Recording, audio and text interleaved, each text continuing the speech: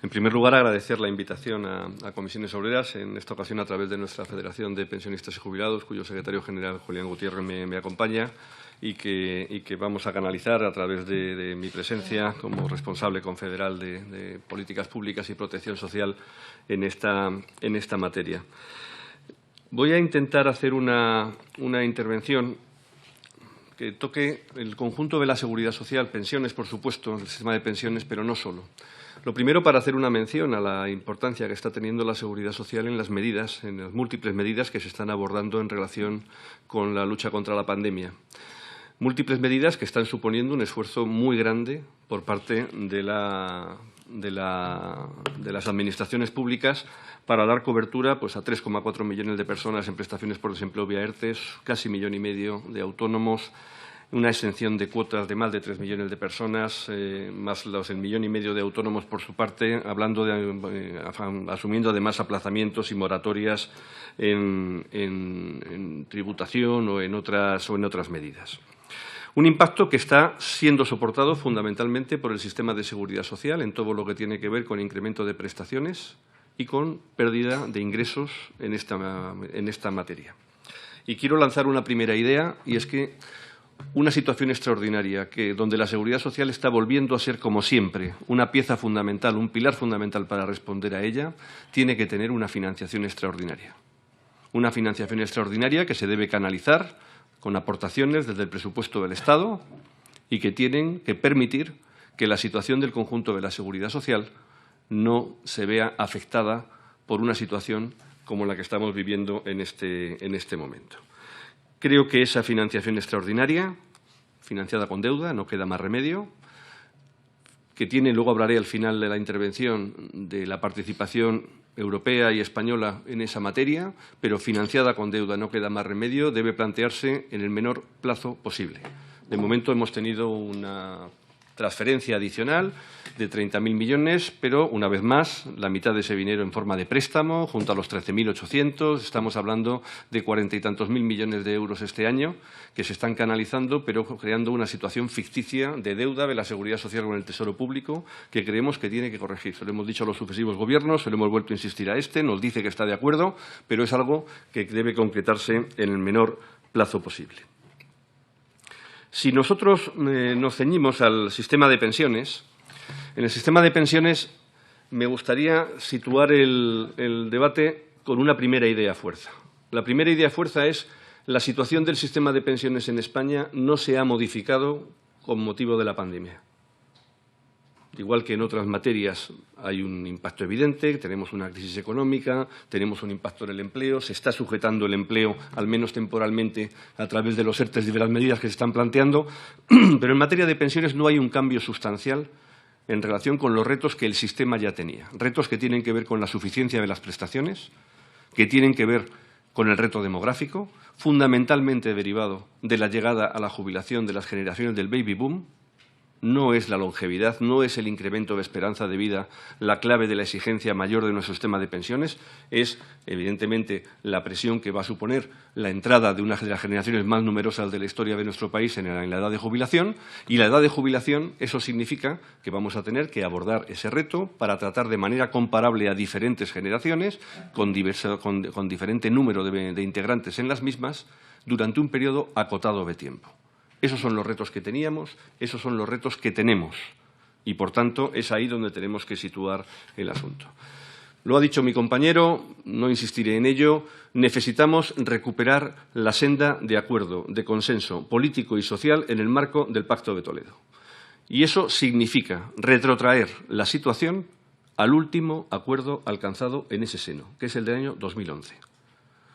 La comisión parlamentaria ya concluyó, por acuerdo prácticamente unánime, que no tenía apoyo social suficiente la reforma del 2013, incluso los partidos que la aprobaron, en esas conclusiones provisionales que no llegaron a aprobarse en la comisión parlamentaria. Creemos sinceramente que es momento de abordar más pronto que tarde el volver a la senda del año 2011, el intentar que se produzcan las conclusiones de la comisión parlamentaria, pero tenemos que abordar en los próximos meses, antes de finalizar el año, dos cuestiones que son claves. La primera es derogar la reforma del año 2013, volver, por tanto, a la situación del año 2011 y, dos, tomar medidas que nos permitan equilibrar financieramente la situación de la seguridad social.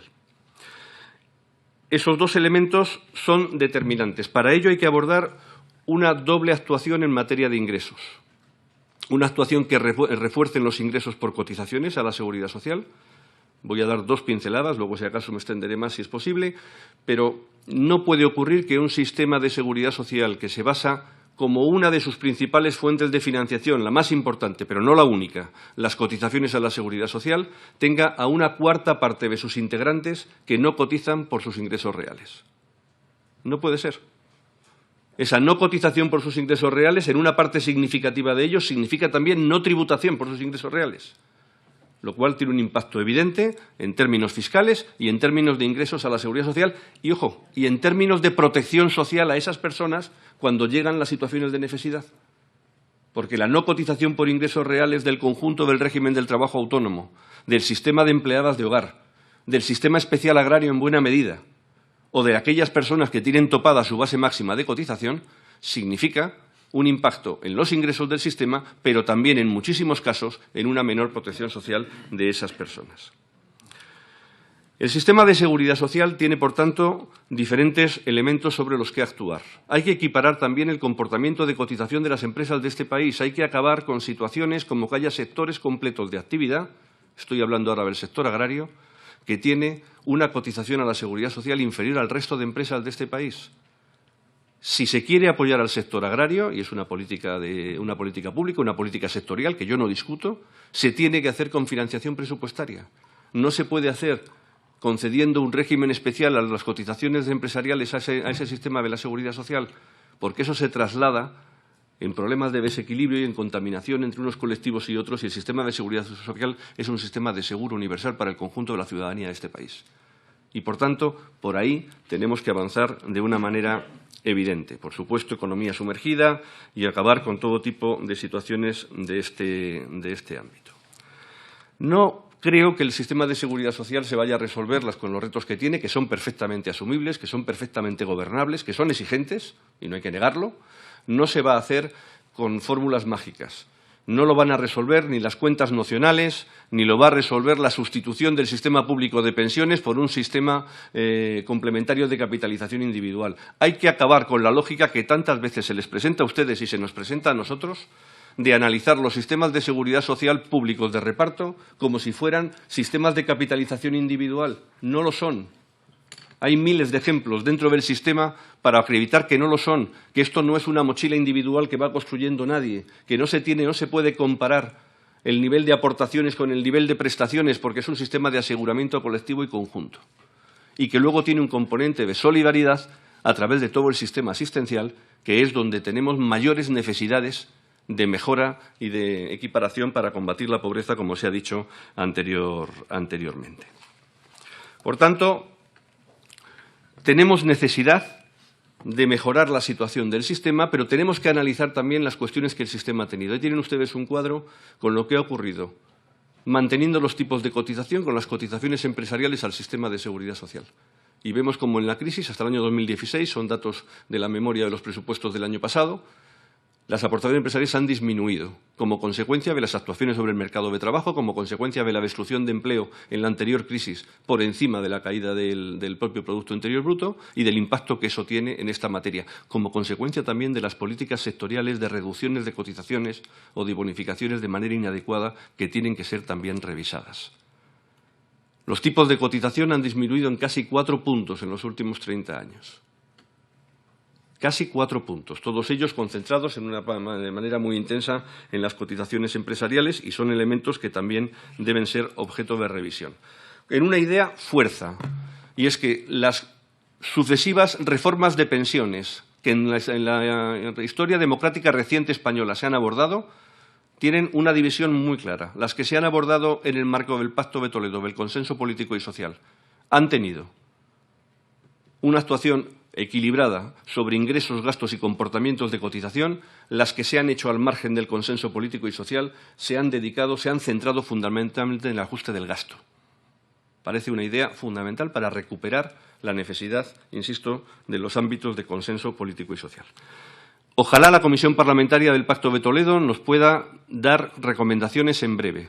Si no lo hace en todo caso, si no lo hace de manera inmediata, si se demora unos meses, eso es un itinerario que conocen ustedes mucho mejor que yo, el ámbito del diálogo social, el ámbito del diálogo con el Gobierno, el ámbito de lo que debe hacerse en el ejercicio 2020 significa que hay que corregir la reforma del 13 y que hay que equilibrar la situación financiera de seguridad social con medidas de alcance en el medio y largo plazo.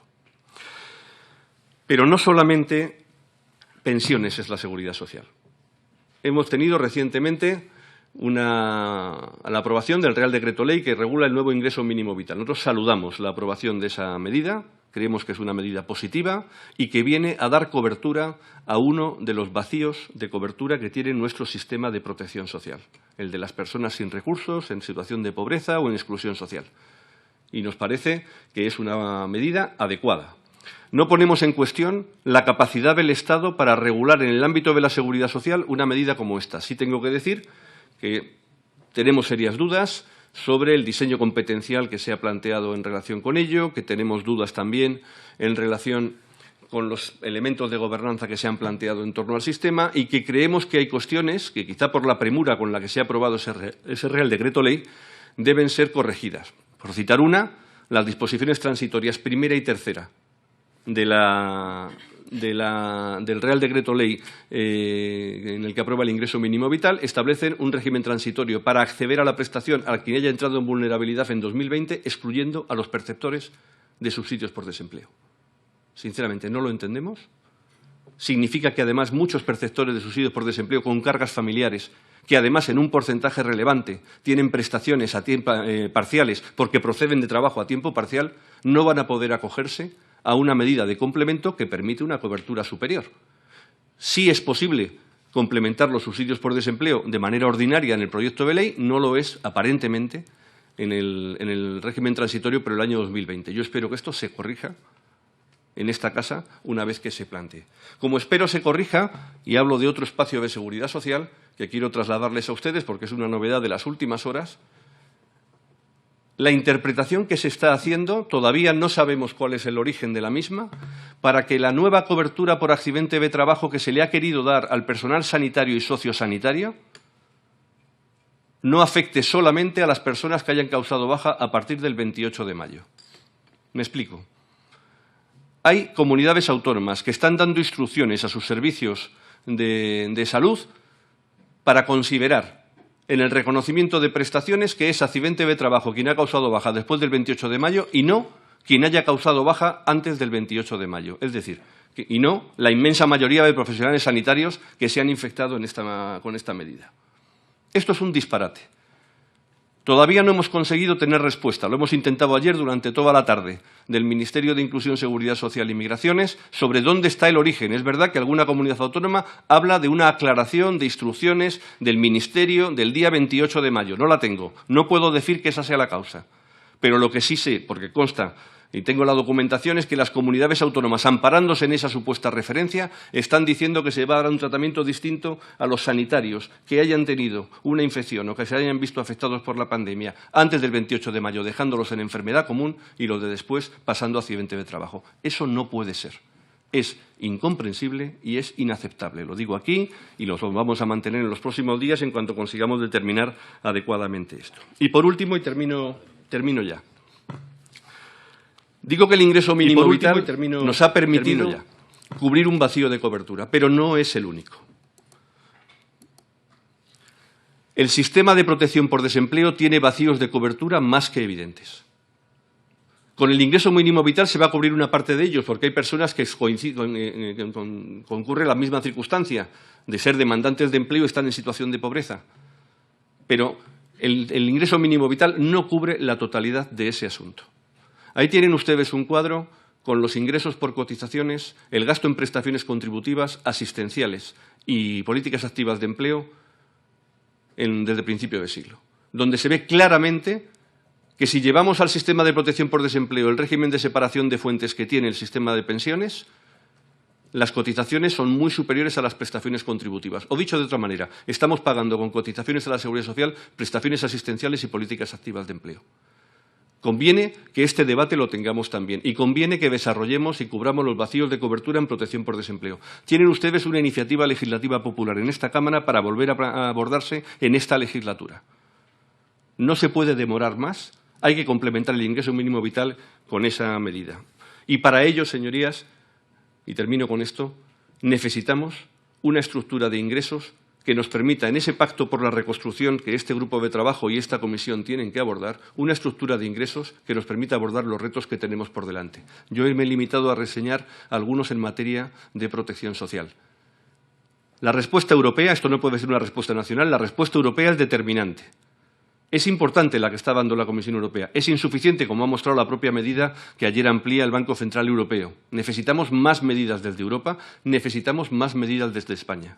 La estructura fiscal de nuestro país es uno de los retos pendientes a abordar. Ahí tienen ustedes los datos sobre ingresos fiscales en comparación con los países de nuestro entorno, que demuestra que tenemos que pedirle a Europa un apoyo solidario y una mutualización de deuda para tener un proyecto común, pero tenemos también nosotros aquí que tener una estructura fiscal comparable con los retos que tenemos que abordar. Muchas gracias.